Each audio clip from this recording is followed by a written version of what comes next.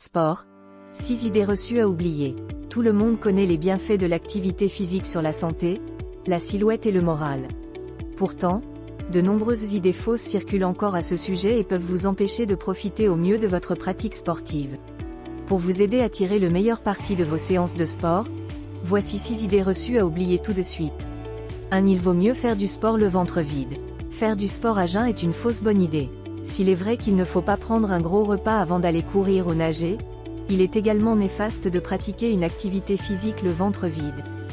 Le risque quand on décide de courir ou de se dépenser à jeun, c'est de faire une hypoglycémie et un malaise. Pour éviter cela, il est recommandé de manger léger avant sa séance d'activité physique. Vous pouvez par exemple prendre des fruits secs ou une tranche de pain avant d'aller à la salle de sport. 2. Il faut faire au moins 45 minutes de sport pour que cela soit bénéfique. Cette autre idée reçue à propos du sport est complètement fausse. À partir du moment où vous vous mettez en mouvement, votre corps en retire des bénéfices. Quand vous n'avez pas assez de temps pour aller faire un jogging de 45 minutes, faire 10 minutes d'étirement, c'est déjà mieux que rien. Marcher 15 minutes après le déjeuner est également très bénéfique pour la digestion.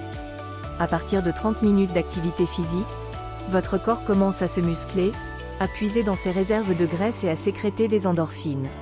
Vous pouvez donc oublier l'injonction de faire systématiquement 45 minutes de sport d'affilée car cette idée reçue risque surtout de vous décourager à pratiquer par manque de temps. Or, la régularité de l'entraînement est plus importante que la durée ou l'intensité du sport pratiqué. Retenez qu'il vaut mieux faire des petites séances de 30 minutes plusieurs fois par semaine que 2 heures de jogging ou de sport intensif toutes les 2 semaines. 3. Il faut transpirer pour maigrir. Parmi les idées reçues sur le sport, l'idée selon laquelle il faut transpirer pour maigrir est l'une des plus répandues. Mais elle est fausse.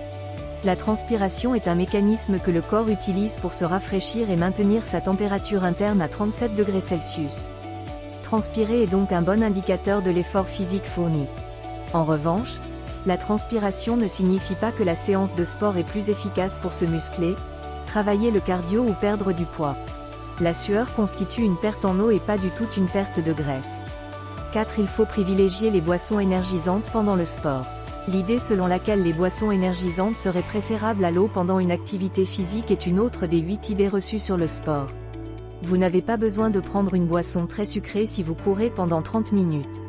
En revanche, il est vrai que vous avez besoin de vous hydrater avec de l'eau plate pendant un effort physique prolongé comme une randonnée ou une heure d'entraînement à la salle de sport.